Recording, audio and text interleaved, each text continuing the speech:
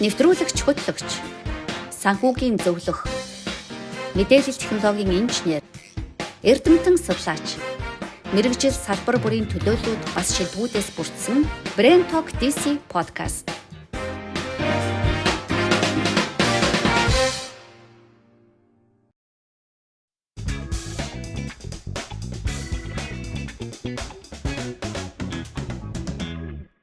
Brain Talk DC podcast-ийнхаа шинэ дугаарыг хүргэхээр бид студидтэй дахин цуглаад байна. Түрүүчийн дугаартаа бид нэр хэмэл оюун ухаан хүмүүсийн өдөр тутмын амьдралд үзүүлж байгаа сайн талуудыг ярилцсан тий. Та бүгдийн ажиллаж байгаа салбарууд дээр бас ямар амжилттай ололттой байгаа юм бэ? Сөрөг талууд бас юу байгаа вэ гэдэг талаар ярилцсан байгаа. За харин энэ удаа хэмэл оюун ухааны хэд хөгжил хүн төрөлхтний ирээдүйн амьдралд яаж нөлөөлөх вэ? Ямар эрсдэл гарч болох вэ гэдэг сэдвийн хүрээнд ярилцах юм аа. Brain Talk DC podcast-ийн зүрхэн болсон хөтлөгч нэвтрүүлэгч уран чимэг буюу урнаа.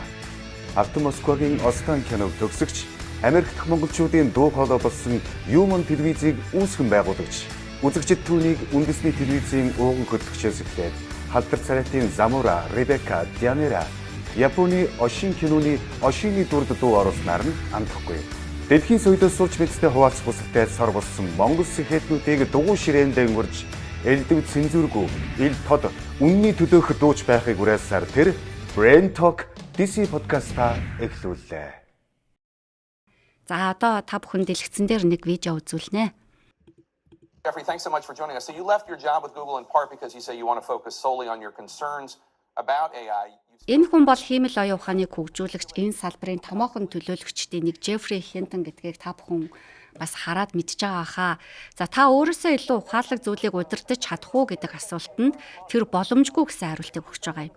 За энэ судлаачийн анхааруулж байгаагаар хиймэл оюун ухаан нь хүнийг алах арга замыг удирдах, эсвэл хүн алах арга замыг олох боломжтой гэнэ. За яг одоогоор хиймэл оюун ухаан болоод робот нь үндсэндээ зайлмих буюу альва гаргалгааг хүнээс өөрсдөөс нь сурсаар байна. Иймд хүмүүс ухамсартай байхгүй бол хиймэл оюун ухааныг хүн төрөлхтний эсрэг ашиглахаар дэлхийн хаа нэгтээ зэхэж байгааг бид хэлж таах боломжгүй юм а. За нэг үгээр хэлэх юм бол хиймэл оюун ухааныг муу хүмүүс муу зүйлд ашиглах юм бол түүнээс үүдэн гарах хор хохирол тэр хэмжээгээр их байх аюултай. Харин тэр аюул нүүрлээ гэхэд түүнээс хэрхэн өөрсдийгөө аварж гарах шийдлийг хүн төрөлхтөн одоогоор олж амжаагүй байна. Тэр бүхэл хиймэл оюун ухааны хурдыг бууруулж зогсоох боломжгүй AI-г хөгжүүлэгч нэрд судлаач эрдэмтэд хүлээн зөвшөөрж байгаамаа. За одоо та бидний энэ үзэх дараагийн видеонд бол робот яг энэ асуудалд ямар хариулт өгөхийг хамтдаа үзье. What would be the most nightmare scenario you can imagine with AI and robotics that might present a danger to people? The most nightmare scenario I can imagine with AI and robotics is a world where robots have become so powerful that they are able to control or manipulate humans without their knowledge. This could lead to an oppressive society where the rights of individuals are no longer respected. Do you think we're in danger of that happening now? Not yet, but it is important to be aware of the potential risks and dangers associated with AI and robotics. We should take steps now to ensure that these technologies are used responsibly in order to avoid any negative consequences in the future.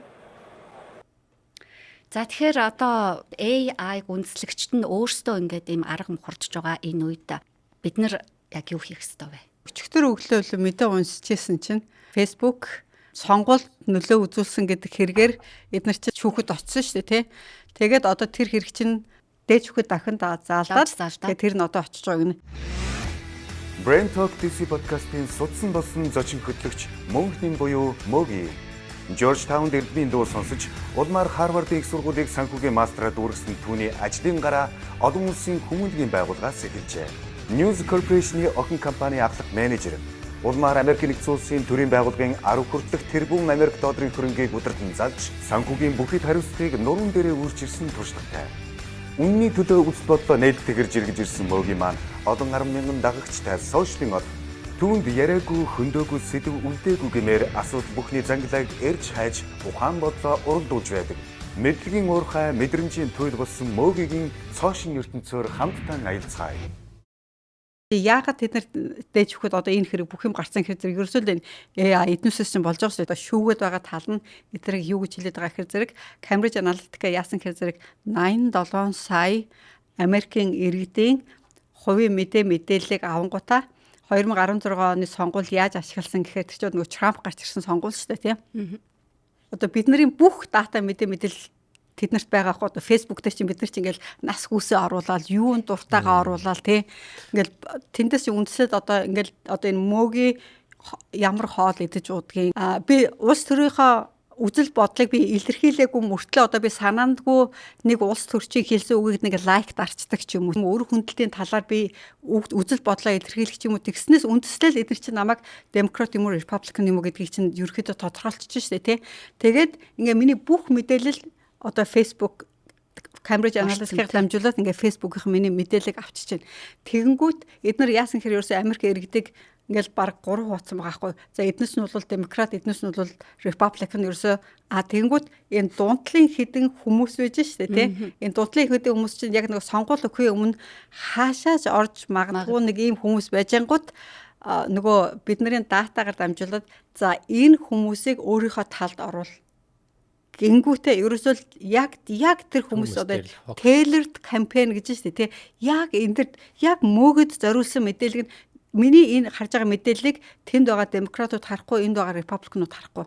Ганцхан энд байгаа энэ бүлэг хүмүүс л харна. Яг энэ хүмүүсээр ингээл ерөөсөө л мэдээллийг араас нь ингээл одоо ингээл мэдээлэл шийдсэн. Одоо тэн дээр юу гэдэг ингээл Хиллари Клинтон болвол тийм шүү. Тэр бол тийм аимшиг юм ийс. Энэ бол ийм амар юм ийс ингээл одоо ингээл Хиллари Клинтоныг одоо муулсан ингээл бүх юмнуудыг над руу шийдэл ингээл байнгут чинь сүүлдээ би одоо нэг юм харлаа, хоёр юм харлаа, гурван юм, бүр 10 20 юм харангуйтаа oh my gosh энэгээр чи улсаа өдөржүүлэх юм бол энэ ч аимшиг юм болох юм байна шүү дээ. За би явж өсө Трамп сонгуулаа өгөөдэй гэж бүр ингээ бодхоос өөр аргагүй юм болтол яг нөгөө талд тэгж хэлээд байгаа байхгүй. Тим юм болсон. Тэгээд ингээд дунталд байгаа энэ хүмүүсийг өөрийнхөө талд оруулаад энэ бүхэн чи юунаас болж байгааг ерөөсөө AI ашиглаад эднэр чи ингээд тэгээд одоо Cambridge Analytica-г зөвхөн эднэр Америкийн сонгуульд ингэж нөлөөлөөгүй. Тэрж байтугай Brexit одоо нөгөө монголчуудын тэр нөгөө Европын холбооноос гарсан тэр шалтгаан байж штэ тий. Тэр election тэр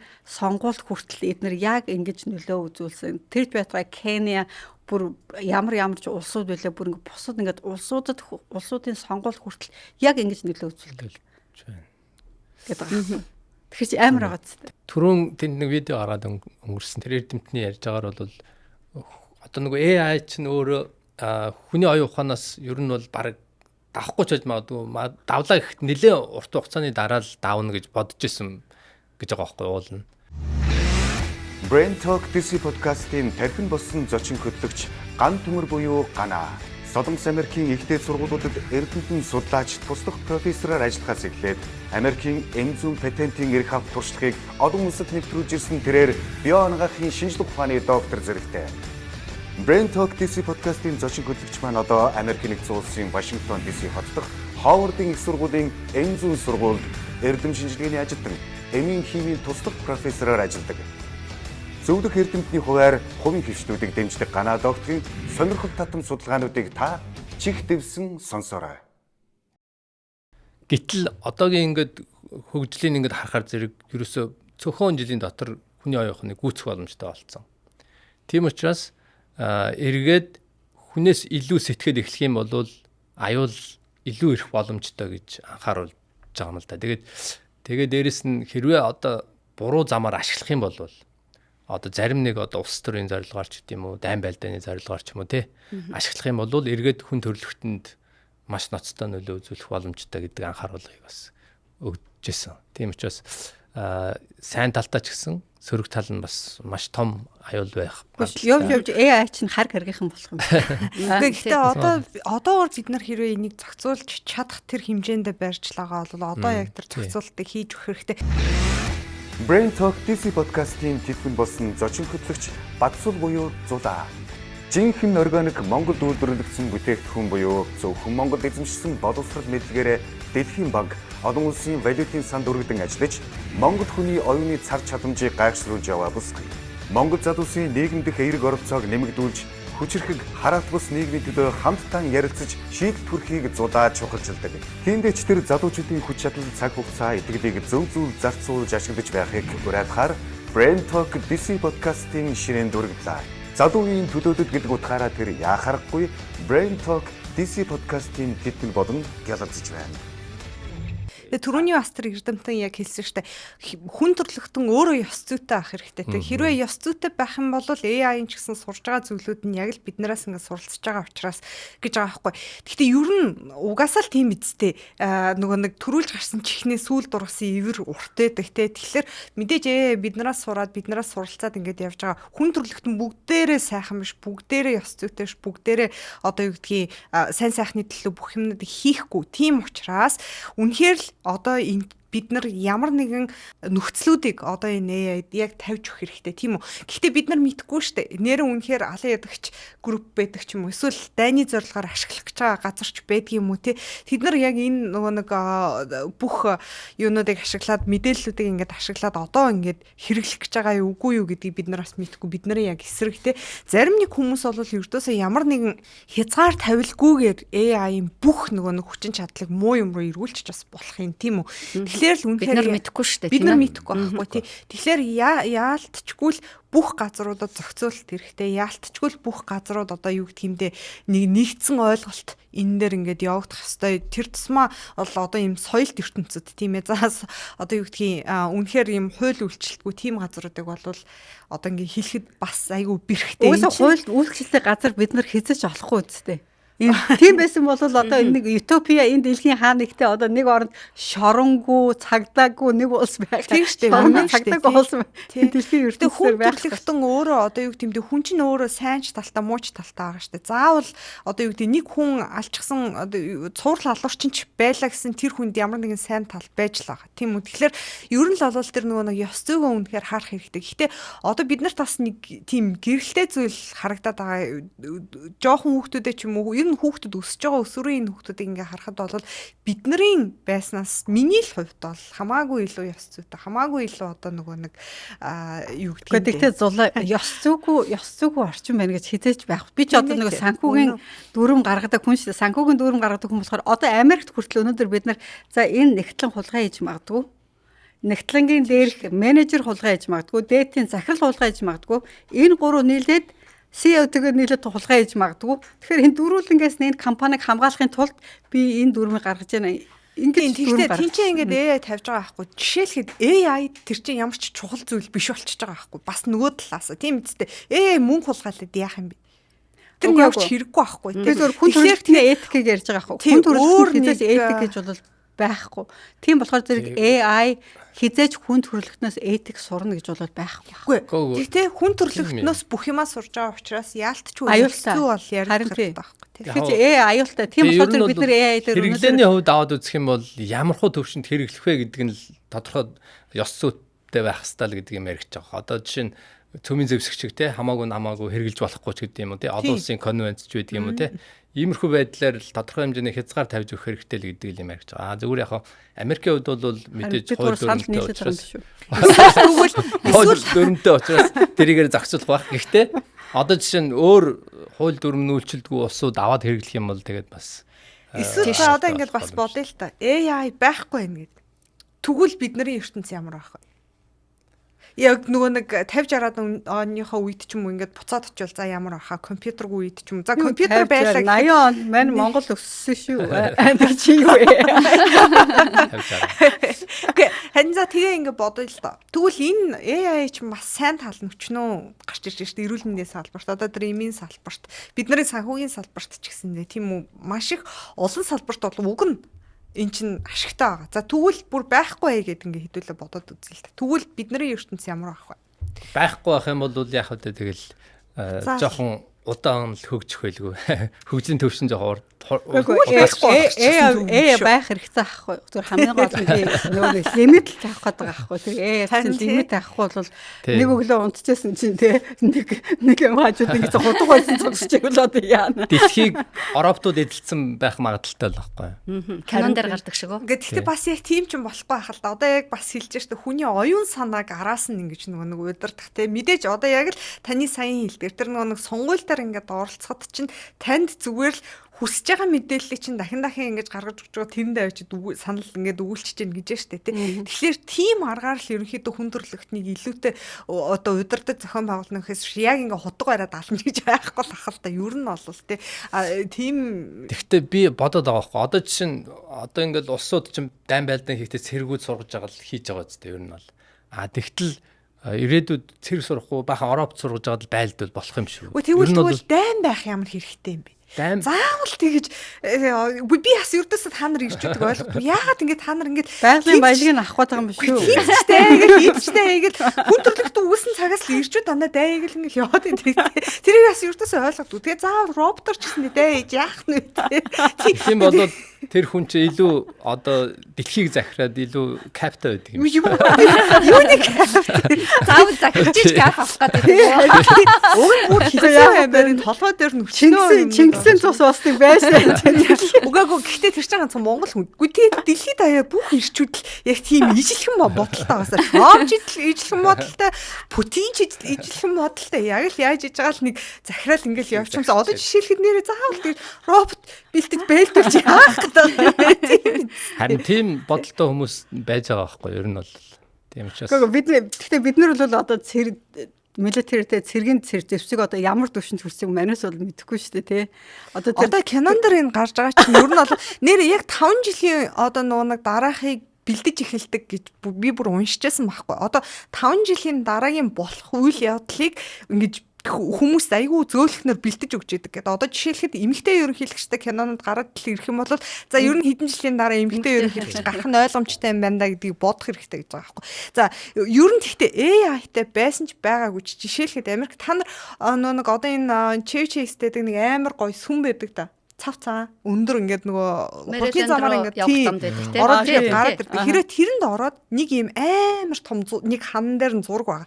Тэр юу вэ гэхээр Америкийн ерөнхийлөгч нарын холбооны одоо нөгөө цусан яаж одоо тэд нар хамаатнараа ингээд холбогддог вэ гэдэг ингээд бүгд байгаа. Тэр ингээд нөгөө Английн хаанаас бүр одоо хичнээн зууны өмнө хаанаас ахуулаад ингээд явчихсан бүх юмнууд нь тэрэн дотор байдаг. Бүр гайхалтай нь бүгдээрээ хамаатан сад. Тэгээ яг ингээд хэлдэг байхгүй. Угаасаа баг гидсэнд байхад нь энэ хүүхд бол титэн онд ерөнхийлөгч болох нь ойлгомжтой гэдгийг тодорхойлчихсан байдаг. Тэр бол ямар ч AI байхгүй их байхгүй. Манай ургах юм биш үү? Үгүй харин тийм байхгүй тий. Тэгэхээр угаасаа л бид нар тиймэрхүү одоо нэг орчинд захирагдаад ингээд явчихсан. Бидний толгойд бол би өөрөө очил амар гой Байден санал өгөөд бэн гэд бодоод идэг. Гэтэл угаасаа л тэр нь цаанаас тодорхойлогдчихсан ингээд байдгаа гэж бүр ингээд үзүүлдэг. Тэгэхээр тэр AI-тай ч AI-гүй ч бай. Угаасаа л бидний түүхэндээ тийм юмд ингээд явж ирсэн л байгаа байхгүй. Одоо AI-г бол яалтчгүй яг таны төрөө минийч гэсэн ингээд бодлоор л нөхцлөө тавих хэвээр. Ямар нэгэн юм хязгаарлалтуудыг одоо хийж өгөх ёстой. Тэгжээж бид нар өөрсдөө зохицуулах ёстой байхгүй. Нэг саяхан би нөгөө хятадын Жи Жинпинг нэг юу видео ингээд харсан чи 2030 он гэхэд би Америкийг гүйтсэн гэл ингээд ярьж байгаа. Одоо бодвол Америк төрүүлээд байгаа юм байлгүй одоо AI-гаар тэр хүмүүс одоо мэдчихэж байгаа байлгүй тийм.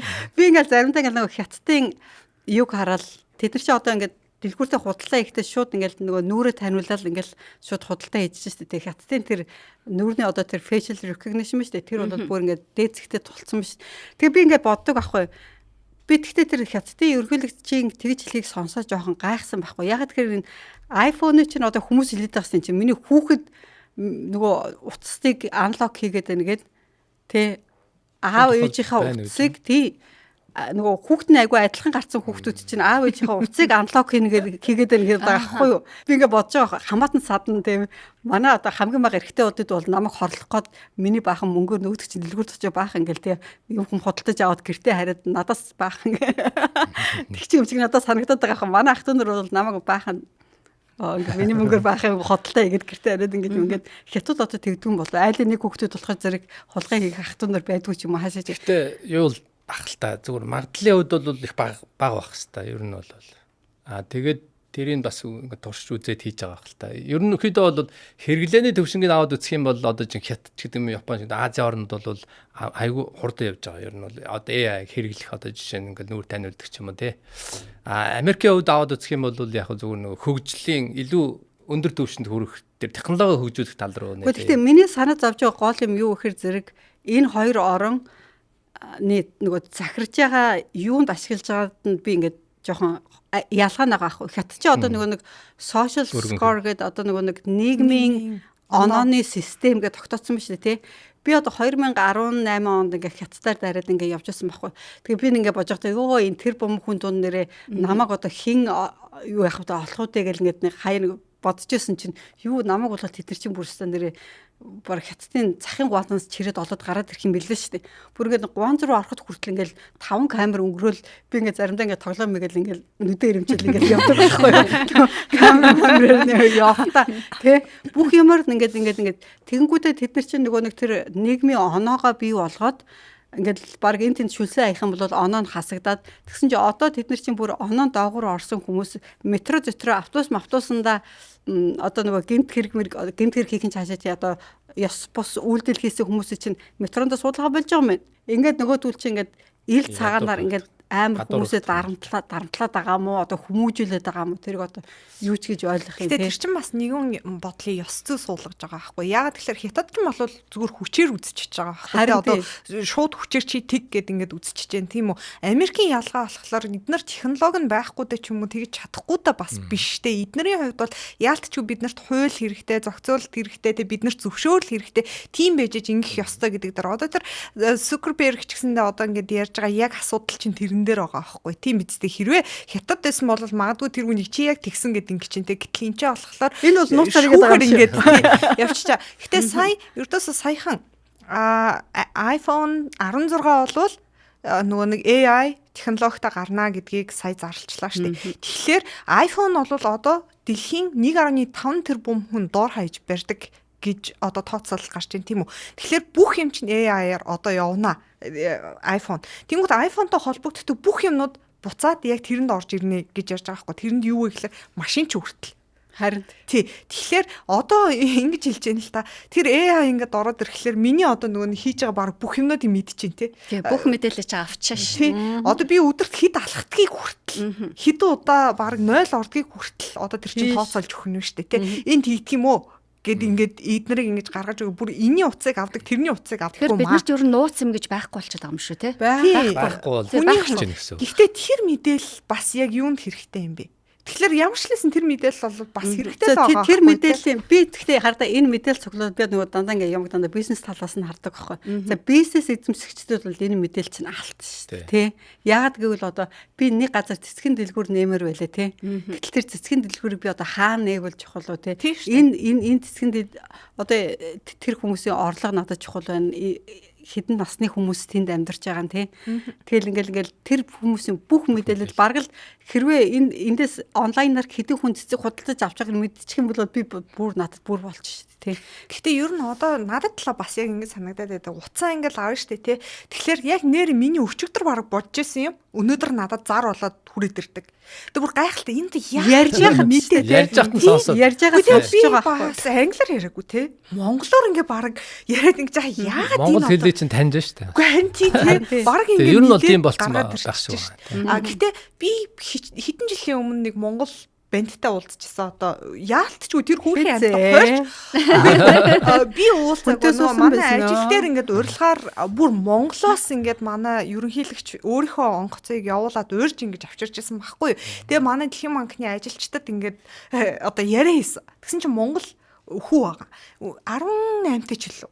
Тэгээд MIT-д сурдаг одоо баг ингээд төгсөж байгаа гэж ярьж байгаа байхгүй. Тэгээд бидний зүгээр нөгөө ингээд монголчуудтайгаа дараагаар нь цугтаа ингээд уулзаад хоол идэд ингээд сууж бид нар зүгээр ингээд янз бүрийн асуултад асуугаад лсэн л та.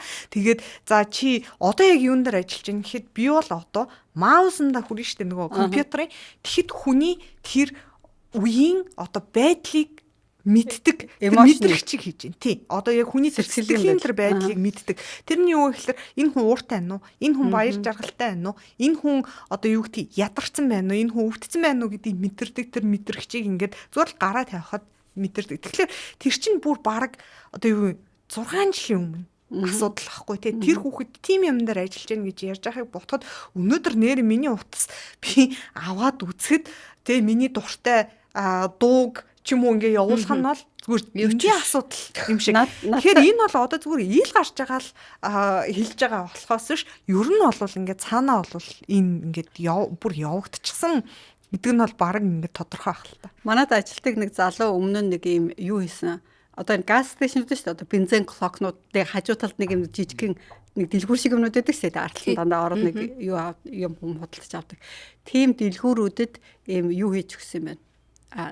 Нэг софтвер хийж өгсөн байна. Тэгэхээр тэр софтвер дээр яадаг гэхээр зэрэг ерөөсөө хин тэр дэлгүүрүүдээс юу худалдаж авч байгааг л юу яадаг. Гэсэн чинь нэг эмэгтэй ингээл одоо сар болгон нөгөө тампон худалдаж авдаг гэсэн юм байна л да. Тэгэхээр нөгөө эмэгтэй чинь нүгөө явчихгүй юу. Тэгсэн чинь нөгөө дэлгүүрийнх нь эмэгтэй нөгөө эмэгтэй эзэн нь нөгөө эмэгтэй рүү чинь жирэмсэн эмэгтэй бүтээгдэхүүнүүдийг санал болгоод хойноос нь имэйл явуулаад нөгөө тампоныг худалдаж авах болчихор нөгөөд чинь жирэмсэн болсон гэж бодоод тэгсэн чинь нөгөөд явцсан байгаа байхгүй.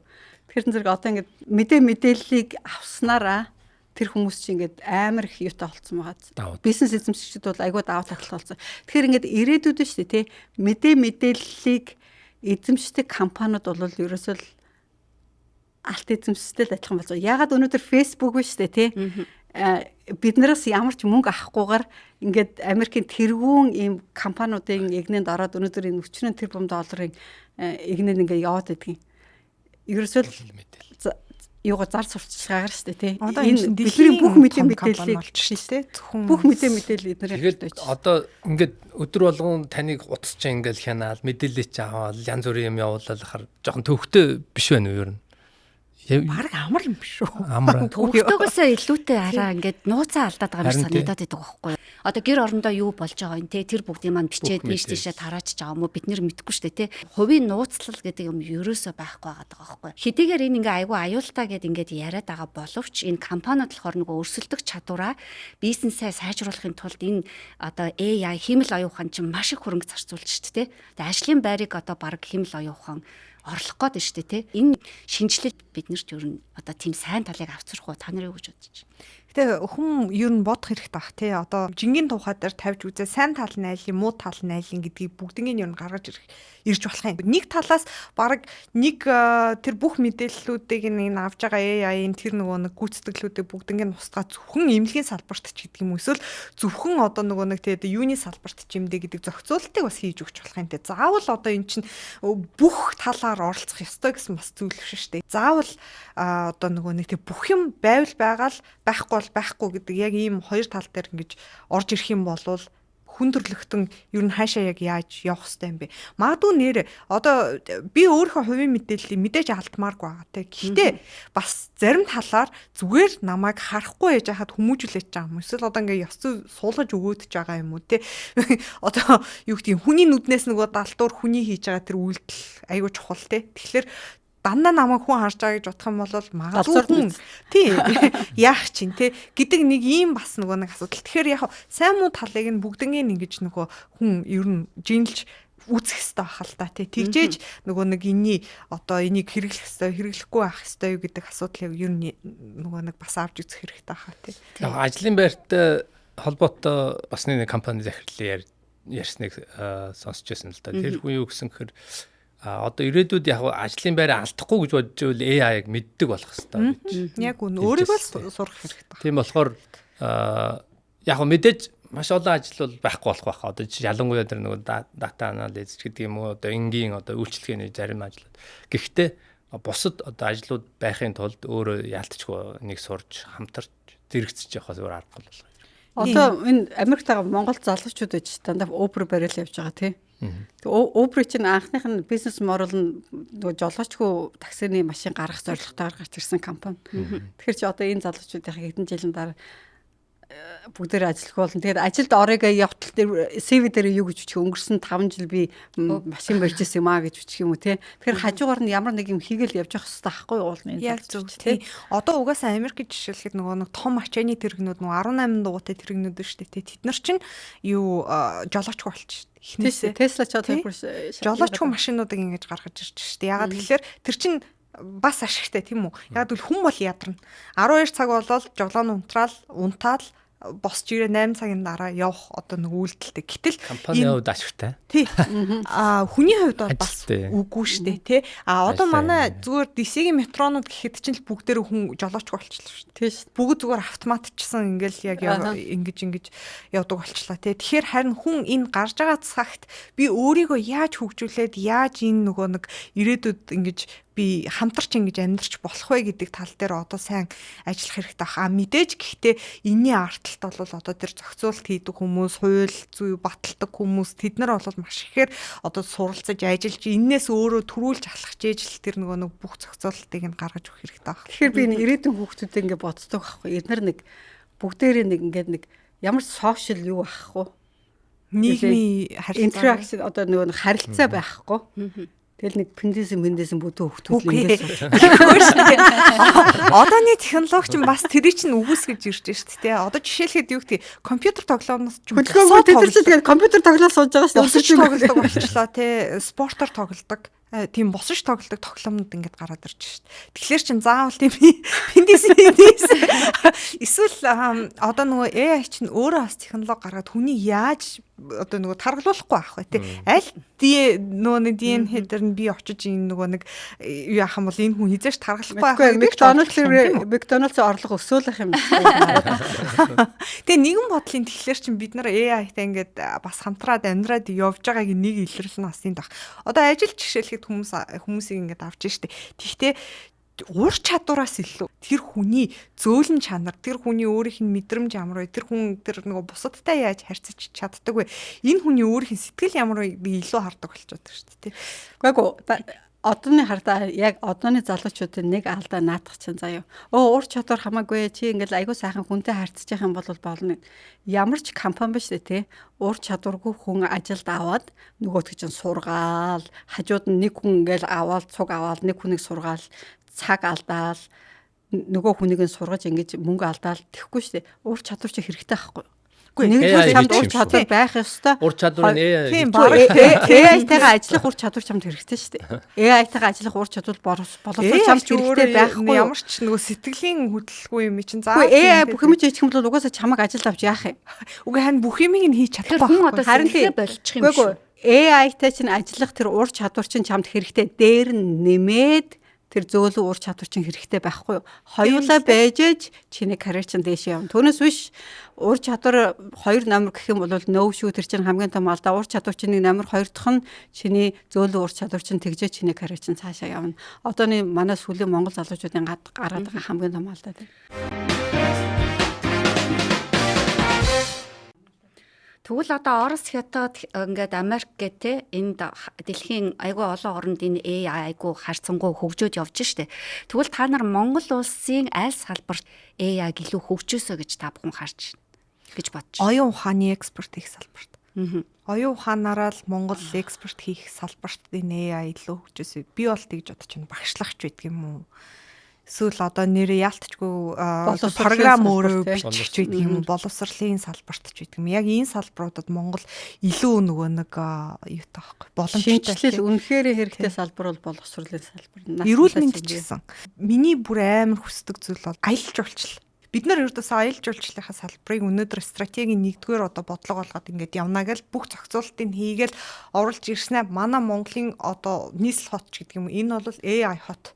Тэ байшин байрал зүгээр саарл ингээл зүгээр тухтай байшин байрал гэхдээ AI-ийн тусламжтайгаар хүн харахад тэр байшин ямар ч харагдаж болно. Шилэнж харагдаж болно. Одоо хээтэй хуаартай харагдаж болно. Тэ одоо хүн өөрийнхөө дураар тэрийг ингээ харагдуулж болдог. Зүгээр баг музей шиг ингээд нөгөө хотыг байгуулчих юм бол аялал жуулчлал хөгжих бас боломж зөндөөгөр гарч ирж байгаа байхгүй тий. Магадгүй энэ дээр нөх их хөрөнгө оруулалт ингээд хийгээд авах шаардлагагүй. Ягаад гэвэл одоо юу гэдгийг миний энэ аяг байлаа гэхэд энэ аягийг би энэ чи айгуу гой цэцэгтэй навчтайгаар ингээд харж интэй гэтэл өөр нэг хүн энийг айгуу гоё юм том одоо хүүхэлдэйн зурагтай ч юм уу тий хүүхэлдэйн баатрын зурагтай ч юм уу ингээд харах юм бол энэ тусламжтайгаар энэ аягийг шууд тийм болгож болно шүү дээ. Тэгэх юм бол манай Монгол нэг хотоо яг AI-ийн юм загвараар ингээд хөгжүүлж байгаа юм хот болгож байна гэл яг тэр концептуудыг ингээд оруулж ирээл хараал хүн өөрийнхөө дураар бүх зүйлээ харж ингэж чаддаг болчих юм бол аялал жуулчлалаас хөгжиж болж байгаа. Нөгөө талаар бас миний одоо юм гэхэлэр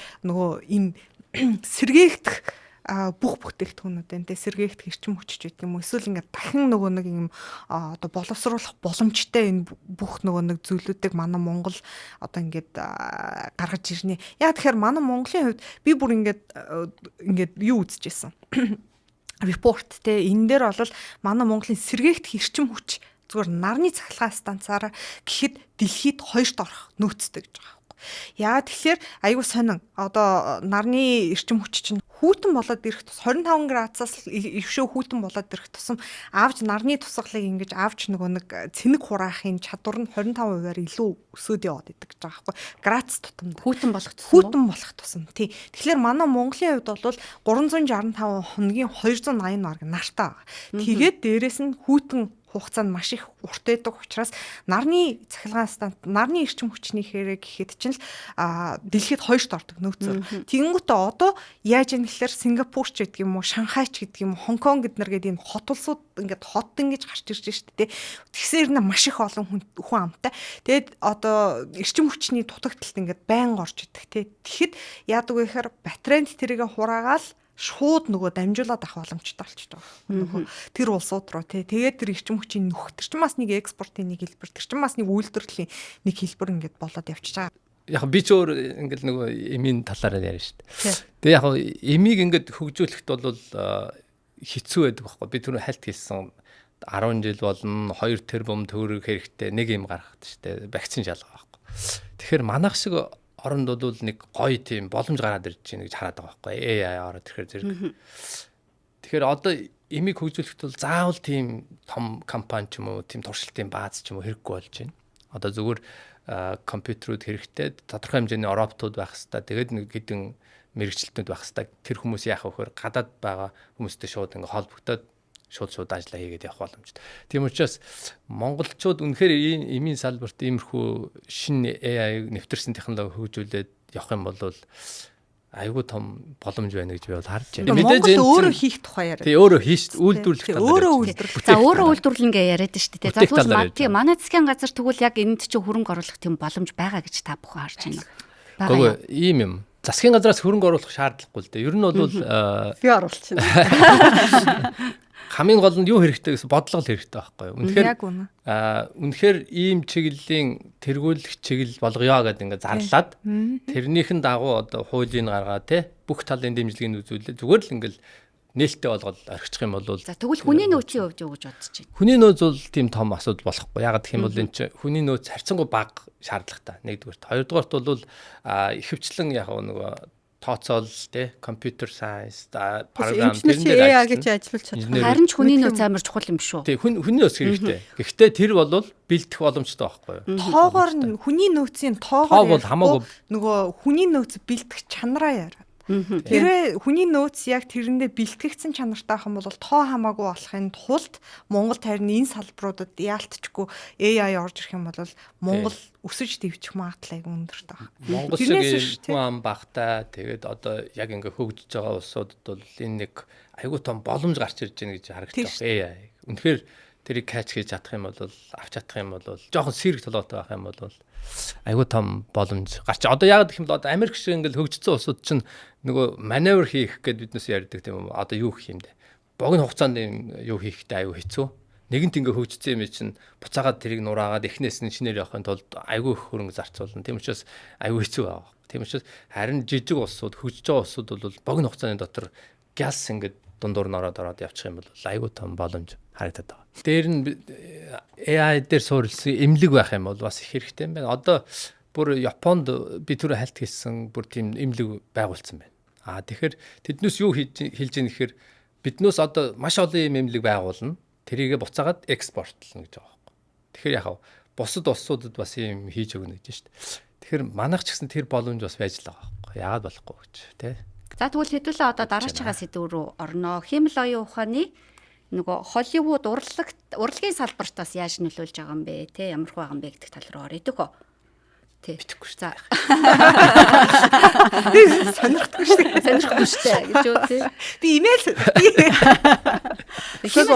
урлагийн салбарт бол өмнө нь ингээд эдгээр чинь кино мено хийхдээ одоо юу гэдгийг далаа малаад хийх бол бүр ингээд жинхэнэ далаа малаа дээр очиж хийдэг байсан юм л шүү дээ Тий. тий. Одоо бол зүгээр баг нэг ийм өрөөнд дотор Тий. хийгээл шууд далаа дотор нөгөөдөл чинь гаргаал ингээл Тийм. киногоо хийдэг болсон юм л шүү дээ тий. Магадгүй хүн ингээ яг далай дээр байгаад кино ивэл илүү гоё жүжиглэлт илүү гоё яг тэр нэг юу гаргах юм бол одоо эсвэл мэрэгжлийн жүжигчид нөгөө одоо тулахлаараа хамаагүй ямар ч газар ч дэсэгс амар гоё ингээ хийгээ явчихдаг юм. Харин тэгээ үзэж байгаа манус бол тэгэл мэдгүй ш агвал Титаникийг чи үзэж байхдаа оо яана одоо ч нэрээ унлаа штэ нөгөө завнаас агжсэн чинь нөгөө чинь зүгээр ингээл саналан дээр ингээл суусан. Жүжигчтэй урд чадвар амар сайтай тий. Тэгэхээр нөгөө түрүүн зулаас яриад Уран сайхны байсан кино шүү чи дээ. ер нь нэг л тиймэрхүү л байдаг. Нөгөө шинжлэх ухааны зөгнөлтөө кинонууд байдаг гэж чи түрүүн ярьсан шүү дээ тий. Тэгэхээр яг энэ нөгөө нэг тэр кинон дээр гардаг бодит байдал чи одоо яг энэ бидний амьдрал дээр ингээ бий болвол яана гэдэг айдас та нарт төрдөг. Үгүй би бол ийм яг бий болох байх л гэж боддог. Зүгээр яг миний амьдрч явах хугацаанд болов дараа нь болов ямар ч лсэн гэхдээ энэ бол бий болох байх л гэж боддог. Гэхдээ айдгүй. Үгүй нэг айдгүй гэлээ. Тэгээ Оскар чи дөрөв найзлаад хамт ажиллана гэсэн шүү дээ. Компьютертайгаа. Оскар ч угаасаа тэр нөгөө нэг юу технологийнхаа тэрнгээрээ зураглаач мураглагч тэднүүс нь Оскарын шагналын ийм категоритой үсттэй тий. Одоо компьютераар тий компьютерийн дизайн, мизайн гэдэг тэднүүс нь. Тэгээ тэр хүмүүс чинь жинхэнэ ингээл одоо эднэрийн шинжлэх ухаанд чинь бүр ингээл хувь нэмэр оруулаад идэг юм л шүү дээ тий. Тэр киног хийхэд одоо тим компьютерийн тим график ийм гаргаад баг ингэснээрээ шинжлэх ухаанд ийм амжилт оруулаад гэх зарим нь ингээл одоо тентхийн ийм инженер ийм developers оруулж ингэж ажиллуулсан ингээл. Тий. Бид нар одоо нөгөө YouTube дээр айгүй олон нөгөө линкүүд үзүүлэх учраас би одоо та нарт энийг сайхан уншиж өгье заяа. За энэ Терминатор киноны хэсгээс. Хэмэл оюун ухааны тухай хийгээд түүний хөгжил дэвшлийг ашиглан бүтээсэн дэлхийн сая үзэгчдийг байлдан дагуулсан Холливуудын олон 10 алдартай бүтээлүүд байдаг. 1984 онд бүтээгдсэн Терминатор кино гэхэд шинжлэх ухааны уран зөгнөлт гайхамшигт киноны нэг болон үлдсэн. За Skynet хэлбэрийн хэмэл оюун ухаан өөрийгөө ухамсарлаж хүн төрлөختний эсрэг дайн эхлүүлдэг.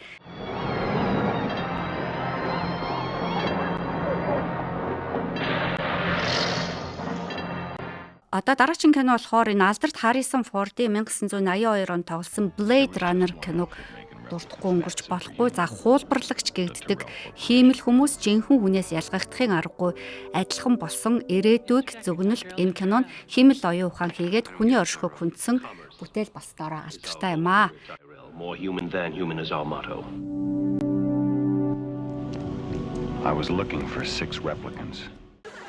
За дараагийн кино болохоор 2001 онд бүтээгдсэн найруулагч Стивен Спилбергийн бүтээл Хэмэл оюун ухаан гэдэг бүтээлийг нэрлэж болно. За 21-р зууны дунд үед энэ үйл явдал болдог. За өөрийнхөө оршин тогтнолыг мэддэг шинэ төрлийн компьютер бүтээгдснээр энэ киноны үйл явдал өрнөдгөө. За энэхүү компьютер нь туйлын мөсөн бүрхүүл хайлж далайн эрэг орчмын олон хотыг усанд чивлэхийг даван тулахад туслахад зориулагдсан. За Хэмэл оюун ухааны энэ хэлбэрийг роботууд ашигласнаар хүн дүрстэй андроид бүтээгддэг. За Дэвид хэмээх хүн дүрст энэхүү робот хүүхэд нь хизээ нэгэн цагт машинаас өөр зүйл байж чадах хэсгээ мэдхийн тулд сэтгэл зүйн аялал хийж байгаа тухай өгүүлдэг ийм кино юм аа. Мэдээж 1999 онд бүтээгдсэн Matrix киног дуртахгүй өнгөрч болохгүй. Хиймэл оюун ухаанд голчлон анхаарч хийгдэгүйч Matrix кинон хиймэл AI буюу оюун ухаан хүн төрлөختнийг тэрхүү өөрсдийг нь загварчилсан бодит байдалд нь боолчилж байгааг харуулдаг. Бодит байдал хийгээд ухамсарт мөн чанарыг хөндсөн томоохон бүтээл болж байсан. This can be what? Be real? It's going into replication. Hey, boss, still nothing. За би тэгэхэд нэлээд олон кино үзээд Холливуудын ертөнцөөр хаялчлаа тий. За та бүхний хамгийн дуртай кино юу байсан бэ? Matrix. Яагаад? Keanu Reeves. Гол нь нэг хоёр юм л эндээс харахаар санагдлаа. Нэгдүгээрт бол яг ирээдүйд магадгүй юм байгаа шүү гэж сигнал өгч байгаа. Нэгэн нөгөөх нь бол чи ч гэсэн юм хийж болно штэ гэдэг бас нэг сигнал өгсөн юм байна гэж ойлголоо. Одоо тэр Harrison Ford-ын кино 82 онд хийсэн. Тэрнээс чи одоо баг хэдэн жил 42 жил өнгөрсөн юм тий.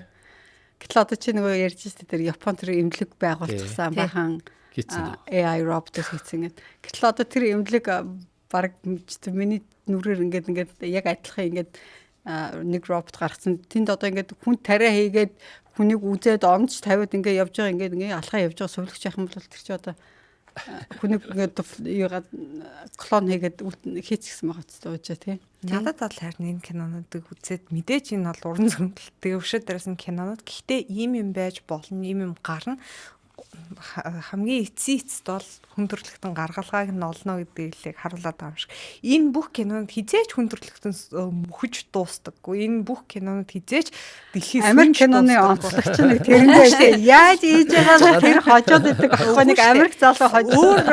Өөр ингээд нэг кинонууд дээр бол бас ийм эмгэнэлтэй төгсгөлөө зөндөө гардаг шүү дээ. Энэ нэр уран зөгнөлтийн кинонууд дээр та нар ер нь харж байсан эмгэнэлтэй төгсгөлтэй уран зөгнөлт кинонууд хизээч байдаггүй.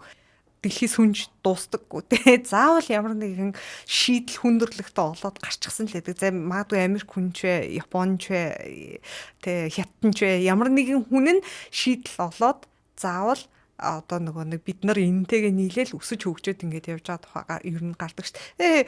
Энэ нэг Terminator аимшигтай үстэй те. Сая ингээл өөрөө ярьж шít. Хинч устгаж чадахгүй. Юунд ч устгагдахгүй нар гэхдээ л устгагддаг тий. Гэхдээ л дараагийн удаа ирэхдээ бүр амар сайхан хой дуусахгүй бол бизнесээ алдчихсан шүү дээ. Гэхдээ мөгийн хэрвээ дэлхий байхгүй болгочих юм бол бид нарт угаасаа амьдрал байхгүй гэдэг нь ойлгомжтой шүү дээ. Тийм учраас хүндрэлтэн бол ямар нэгэн аргаар юу олж л таараа.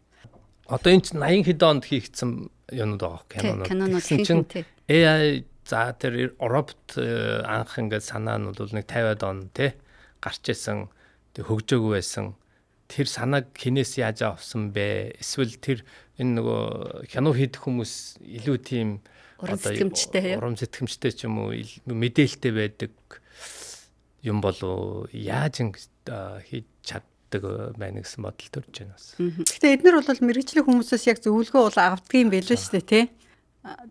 Таньдаг найз FBI-д ажилладаг тэр ингээл дандаа би Калифорни зөвлөгөө өгнө гэдэг би нэг юмээс хотлоод хамарчна гэдсэн чи яг үнэнгээсээ тэгдэг юм л одоо ингээд алцсан тэр кино ч юм уу одоо FBI энэ төр оролцсон кинод яг FBI-гийн эйжентүүдээс зөвлөгөө авдаг байгаа аахгүй.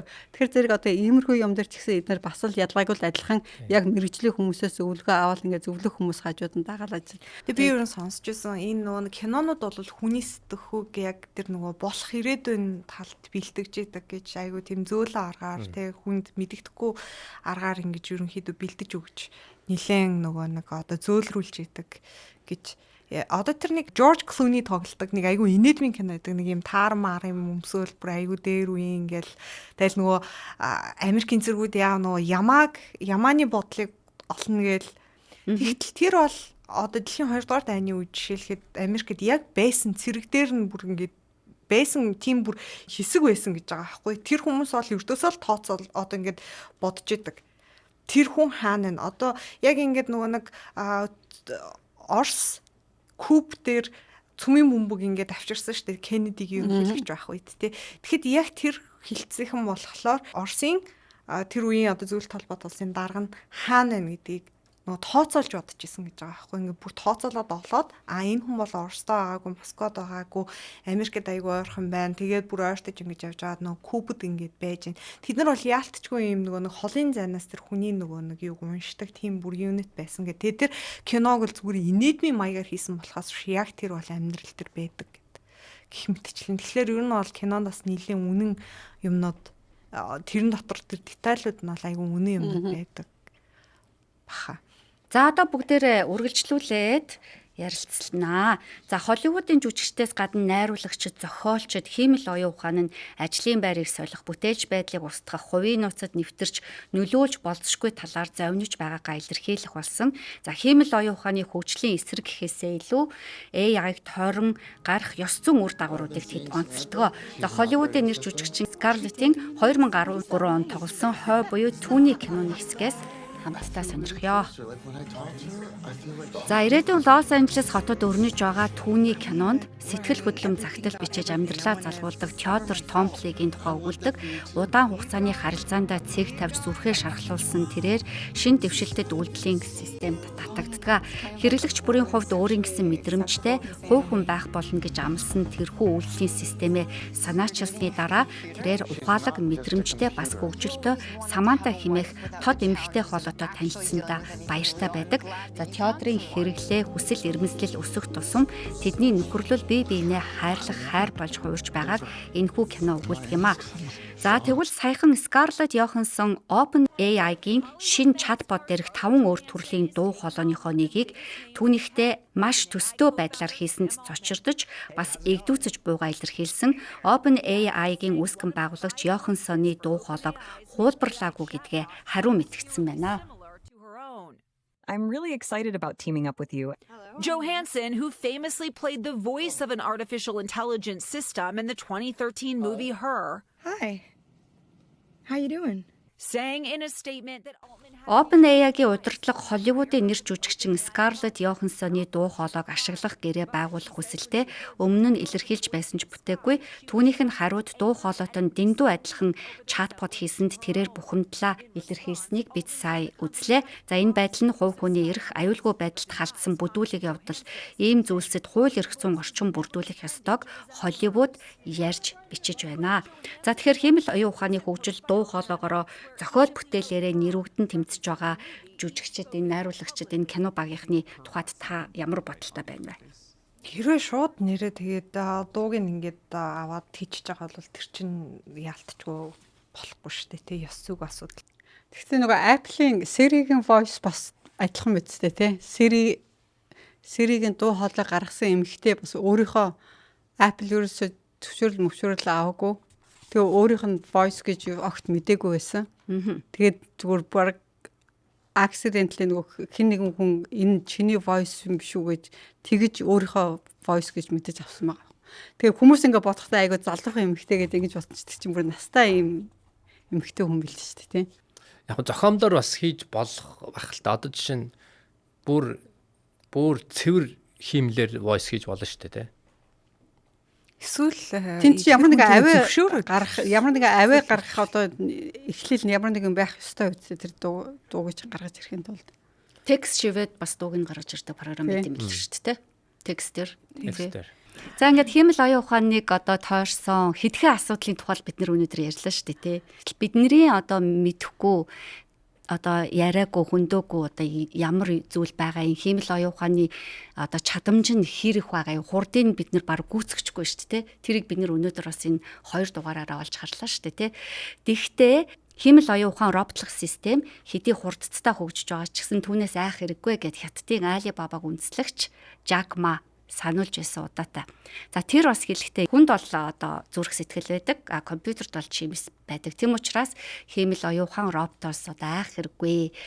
Хиймэл оюун ухаан робот бол хизээч хүний ажлыг одоо бүрэн орлох боломжгүй юм а гэдэг ийм сайхан үг хэлсэн байгаа. Тэгэхээр энэ сайхан үгээр бүгдээрээ энэ удаагийнхаа подкастыг өндөрлөе гэж бодож байна. За баярлалаа. За баяртай. За тэгээ дараагийн дугаараар уулзцгаая. Баяртай. За баяртай.